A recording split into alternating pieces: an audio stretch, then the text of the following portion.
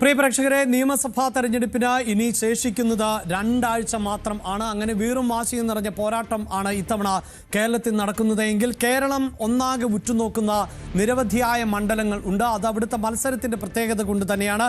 കഴിഞ്ഞ ദിവസങ്ങളിൽ ന്യൂസ് 10 അത്തരം ചില മണ്ഡലങ്ങളെ പരിചയപ്പെടുത്തിയിരുന്നു. അതിലേറ്റവും പ്രധാനപ്പെട്ട ഒന്നായി ഞങ്ങൾ ബേപ്പൂർ നിങ്ങൾക്ക് മുന്നിൽ അവതരിപ്പിച്ചിരുന്നു. അതിന് കാരണം അവിടെ മുഹമ്മദ് റിയാസും അതോടൊപ്പം തന്നെ PV അൻവറും കൊമ്പ് കോർക്കുന്നു എന്നതുകൊണ്ടാണ്. മറ്റു 2 മണ്ഡലങ്ങൾ പരിചയപ്പെടുത്തിയതിൽ ഒന്ന് വട്ടിയൂർക്കാവായിരുന്നു, മറ്റൊന്ന് മഞ്ചേശ്വരമായിരുന്നു. ഈ 2 മണ്ഡലങ്ങളുടെയും പ്രത്യേകത എന്നത് അവിടെ 3 മുന്നണികളും കരുത്തന്മാരെ കളത്തിലിറക്കിയിട്ടുണ്ട് എന്നതും 3 മുന്നണികൾക്കും കൃത്യമായ വോട്ട് വിഹിതം എന്നതും ആണ്. എങ്കിൽ അമ്പലപ്പുഴ ഇത്തവണ ചിത്രത്തിൽ വരുന്നത് അവിടുത്തെ മത്സരത്തിന്റെ പ്രത്യേകത എന്നത് ജി സുധാകരൻ അവിടെ സ്ഥാനാർത്ഥിയായി എത്തി എന്നതുകൊണ്ട് തന്നെയാണ്.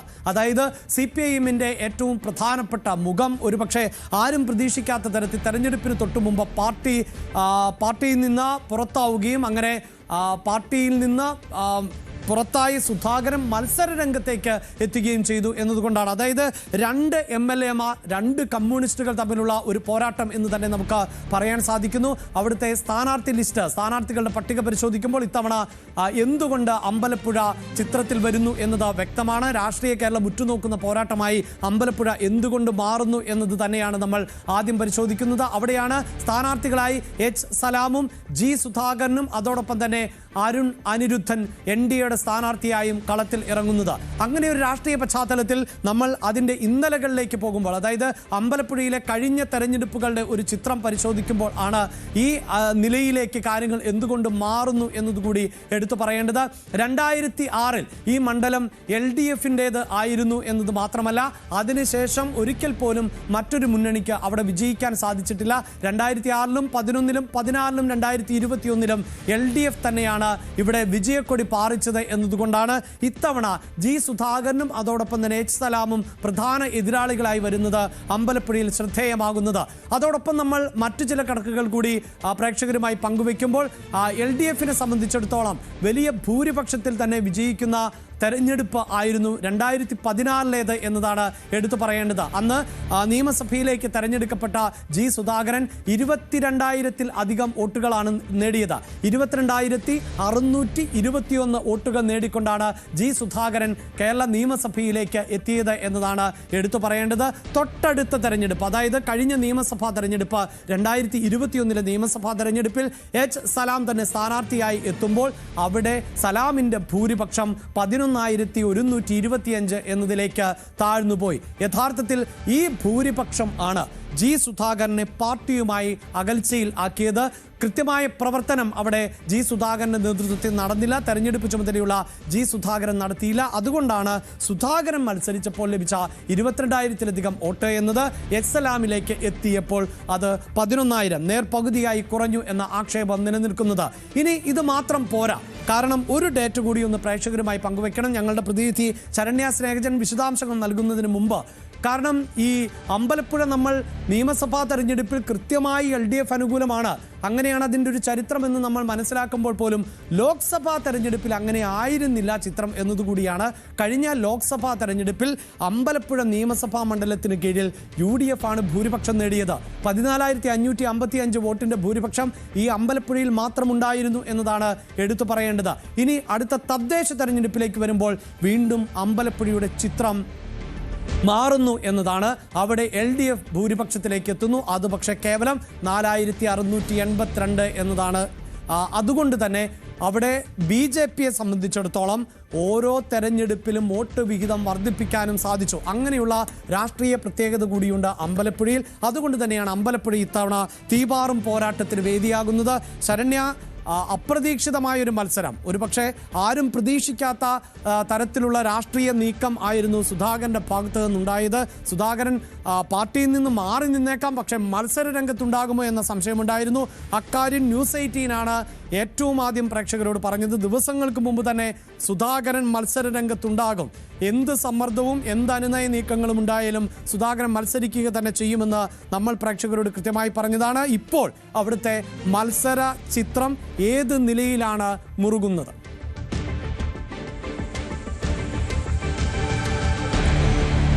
അഭിലാഷ് നേരത്തെ സൂചിപ്പിച്ച കാര്യം, ഈ കണക്കുകൾ വളരെ പ്രധാനപ്പെട്ടതാണ്. നമ്മൾ ഈ ലോക്സഭാ തെരഞ്ഞെടുപ്പിന്റെ ഒരു കണക്ക് പരിശോധിക്കുമ്പോൾ അവിടെ UDF ഒന്നാം സ്ഥാനത്തേക്ക് വരികയും രണ്ടാം സ്ഥാനത്തേക്ക് അമ്പലപ്പുഴയിൽ LDF വരികയും ചെയ്തു. പക്ഷേ അവിടെ LDFും NDയും തമ്മിലുള്ള ഡിഫറൻസ് ആണ് ഏറ്റവും ശ്രദ്ധേയം. 110 വോട്ടിന്റെ വ്യത്യാസത്തിൽ മാത്രമാണ് ഈ NDA LDFനെ പിന്തള്ളി മൂന്നാം സ്ഥാനത്തേക്ക് പോയെന്നുള്ളത്. അപ്പോൾ അത്രയും ചെറിയൊരു മാർജിനിലേക്ക് NDAയും LDFും തമ്മിൽ അവിടെ വന്നു എന്നുള്ള കണക്കുകൾ അമ്പലപ്പുഴയിൽ വളരെ ശ്രദ്ധേയമായിരുന്നു. അത് ലോക്സഭാ തെരഞ്ഞെടുപ്പിന് ശേഷം ഞെട്ടലോടെ അമ്പലപ്പുഴ നോക്കിക്കണ്ട ഒരു കണക്ക് കൂടിയായിരുന്നു എന്നുള്ളതാണ്. എന്തായാലും നിലവിൽ നേരത്തെ സൂചിപ്പിച്ചതുപോലെ തന്നെ സംസ്ഥാനത്ത് ഏറ്റവും ശ്രദ്ധേയമായ മത്സരം നടക്കുന്ന മണ്ഡലമാണ് അമ്പലപ്പുഴ എന്ന് തന്നെ പറയാം. അത് G. സുധാകരന്റെ സ്ഥാനാർത്ഥിത്വം അമ്പലപ്പുഴയിൽ പ്രഖ്യാപിക്കപ്പെട്ടതോടുകൂടി തന്നെയാണ്. കാരണം അതൊരു മറ്റൊരു തലത്തിലേക്ക് CPMന്റെ തന്നെ ഏറ്റവും പ്രധാനപ്പെട്ട മുഖം, ഒപ്പം തന്നെ CPMന്റെ ഏറ്റവും പ്രധാനപ്പെട്ട നേതാവായ ഒരാൾ നേതൃത്വത്തിനെതിരെ, പാർട്ടിക്കുള്ളിലെ ഉൾപാർട്ടി പോരിനെതിരെ ഒരു പ്രത്യക്ഷ പ്രതികരണം നടത്തിക്കൊണ്ട് CPMൽ നിന്ന് പുറത്തേക്ക് പോവുകയും അദ്ദേഹം സ്വതന്ത്ര സ്ഥാനാർത്ഥിത്വം പ്രഖ്യാപിക്കുകയും ചെയ്തതോടുകൂടി തന്നെ അമ്പലപ്പുഴ സംസ്ഥാനത്ത് തന്നെ ഏറ്റവും ശ്രദ്ധേയമായ തെരഞ്ഞെടുപ്പ് മണ്ഡലങ്ങളിൽ ഒന്നായി മാറിയിരിക്കുന്നു എന്നുള്ളതാണ്. ഇപ്പോൾ ഒരുപക്ഷെ മുഖ്യമന്ത്രിക്കുള്ള മറുപടികൾ ഉൾപ്പെടെ പരസ്പരം അങ്ങോട്ടും ഇങ്ങോട്ടുമുള്ള സംസ്ഥാനത്ത് എവിടെ പോയി CPMന്റെ പ്രധാനപ്പെട്ട നേതാക്കന്മാർ സംസാരിച്ചാലും അമ്പലപ്പുഴയ്ക്ക് വേണ്ടിയുള്ള ഒരു വരി ഉണ്ടാകും. അതിനുള്ള മറുപടി ഇപ്പുറത്ത് G. സുധാകരന്റെ ഭാഗത്തുനിന്ന് വരുന്നു. അങ്ങനെ ആരോപണ പ്രത്യാരോപണങ്ങൾ, ഉത്തരങ്ങൾ, മറുപടികൾ, അങ്ങനെ ചോദ്യങ്ങൾ, മറുപടികൾ, അങ്ങനെ വളരെ വലിയ രീതിയിൽ തന്നെ അമ്പലപ്പുഴയിൽ തെരഞ്ഞെടുപ്പ് മുന്നോട്ട് പോകുന്നു എന്നുള്ളതാണ്. എന്തായാലും ഇത്തവണ LDFനെ സംബന്ധിച്ച് അവർക്ക് അഭിമാന പോരാട്ടമാണ് അമ്പലപ്പുഴയിലേത്. അമ്പലപ്പുഴയിൽ ജയിച്ചില്ലെങ്കിൽ അത് G. സുധാകരൻ ഉയർത്തിവിട്ട വാദങ്ങൾ, കണ്ണൂരിലടക്കം പിന്നീട് പുറത്തേക്ക് വന്ന ആ അപശബ്ദങ്ങൾ അല്ലെങ്കിൽ ആ വെല്ലുവിളികൾ യാഥാർത്ഥ്യമാണ്, അല്ലെങ്കിൽ ആ പ്രശ്നങ്ങൾ പരിഹരിക്കപ്പെടേണ്ടതുണ്ട് CPMനുള്ളിൽ എന്നുള്ള കാര്യങ്ങൾ ശരിവെക്കുന്ന രീതിയിലായിരിക്കും ആ തെരഞ്ഞെടുപ്പ് വിജയത്തിലേക്ക് സുധാകരൻ എത്തുകയാണെങ്കിൽ. അതുകൊണ്ട് തന്നെ CPMന്റെ എല്ലാ മെഷീനറീസിനെയും ഉപയോഗിച്ചുകൊണ്ട് അമ്പലപ്പുഴയിൽ അവർ കൃത്യമായി സംസ്ഥാന നേതൃത്വം ഇവിടെ ഒരു ക്യാമ്പയിൻ സംഘടിപ്പിക്കാനും വിജയത്തിലേക്ക് കൊണ്ടെത്തിക്കാനുമുള്ള ശ്രമം നടത്തുമ്പോഴും ആ അമ്പലപ്പുഴയിൽ യാഥാർത്ഥ്യം, വസ്തുത നമ്മൾ റിപ്പോർട്ട് ചെയ്യുകയാണെങ്കിൽ പാർട്ടി മെഷീനറിമാർ അവിടെ ഉണ്ടാവേണ്ട പാർട്ടി മെഷീനറി സംവിധാനം, പാർട്ടിക്കുള്ളിലുള്ള മെഷീനറി സംവിധാനം അത്രമേൽ ശക്തമല്ല എന്ന് തന്നെ നമുക്ക് പറയേണ്ടിയിരിക്കുന്നു. കാരണം കഴിഞ്ഞ ദിവസങ്ങൾ വിളിച്ച LDF യോഗങ്ങളിൽ ഉണ്ടായ കണക്കുകൾ തന്നെ നമുക്ക് സൂചനയായി പറയാം. ആദ്യം CS സുജാതയുടെ നേതൃത്വത്തിൽ എടുത്ത ജനറൽ ബോഡി യോഗം, ആ ജനറൽ ബോഡി യോഗത്തിലെ പങ്കാളിത്തക്കുറവ് ആ കമ്മിറ്റിയിൽ തന്നെ ആശങ്കയെ അവർ രേഖപ്പെടുത്തി. അതിനുശേഷം പാർട്ടി കോട്ടകൾ ഒന്നായ കുതിരപ്പന്തി LCയുടെ കീഴിൽ വിളിച്ച കഴിഞ്ഞ ദിവസം നടത്തിയ LDFന്റെ ജനറൽ ബോഡി യോഗം, CPMന്റെ ജനറൽ ബോഡി യോഗം, അതിൽ 450 പാർട്ടി അംഗങ്ങൾ ആ LCയിൽ മാത്രമാണ് ഉണ്ട്. അതിൽ തന്നെ 500 അംഗങ്ങൾ പങ്കെടുക്കണം, ജനറൽ ബോഡിയിൽ പങ്കെടുക്കണമെന്നായിരുന്നു നിർദ്ദേശം.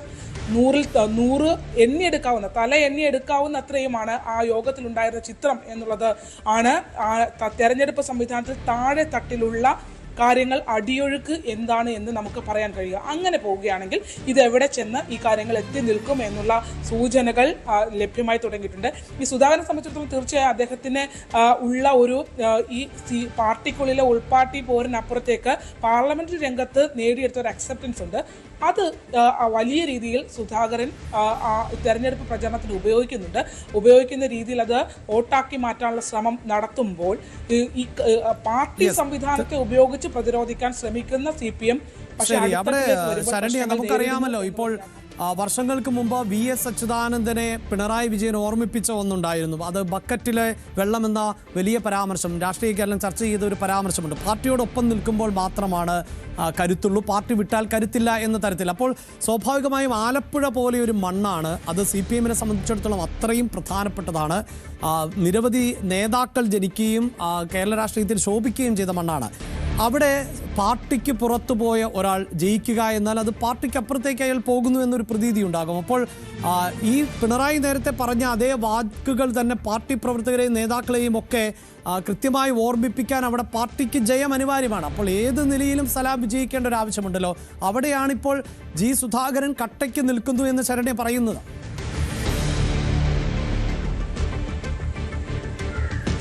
ഹൈലി പൊളിറ്റിക്കലൈസ്ഡ് ആയിട്ടുള്ള ഒരു ജില്ലയിലൊന്നാണ് ആലപ്പുഴ. കാരണം എന്ന് വെച്ചാൽ തെരഞ്ഞെടുപ്പുകൾ വരുമ്പോൾ ഇടതുപക്ഷത്തിന് അതിശക്തമായ ഒരു കോട്ടയായി നിൽക്കുന്ന, അല്ലെങ്കിൽ തെരഞ്ഞെടുപ്പിൽ നിർണായക ജില്ലകളിലൊന്നായി നിൽക്കുന്ന മധ്യകേരളത്തിലെ ജില്ലയാണ് ആലപ്പുഴ ഇടതുപക്ഷത്തിന്. പക്ഷേ ഇത്തവണത്തെ ഒരു ചിത്രം നമ്മൾ പരിശോധിക്കുമ്പോൾ അത്ര കണ്ട് ഈസിയായി കടന്നു പോകാൻ പറ്റുന്ന വിരലിലെണ്ണാവുന്ന മണ്ഡലങ്ങൾ മാത്രമേ ആലപ്പുഴ ജില്ലയിൽ ഉള്ളൂ എന്നുള്ളതാണ്. അതിൽ ഇപ്പോൾ ജി സുധാകരൻ കൂടി ഉയർത്തിയിരിക്കുന്ന ഒരു വെല്ലുവിളി, നമ്മൾ ഈ പറഞ്ഞ പോലെ അഭിലാഷ് യാഥാർത്ഥ്യത്തിലേക്ക് പോകുമ്പോൾ ഈ നവമാധ്യമങ്ങളിലൂടെ നടത്തുന്ന പോരിനപ്പുറത്തേക്ക്, അല്ലെങ്കിൽ വിളിക്കുന്ന കൂട്ടം കൂടിയുള്ള ആ വിളികൾക്ക് അപ്പുറത്തേക്ക് പാർട്ടി സംവിധാനം ചലിപ്പിക്കാൻ താഴെത്തട്ടിലേക്ക് പാർട്ടി അത്ര കണ്ട് വീക്കായിട്ടുള്ള ഒരു കാലഘട്ടം ഇല്ല എന്ന് വളരെ കൃത്യമായി ഫീൽഡിൽ നിന്ന് റിപ്പോർട്ട് ചെയ്യുന്ന ആളെന്നുള്ള രീതിയിൽ എനിക്ക് പറയാൻ കഴിയും.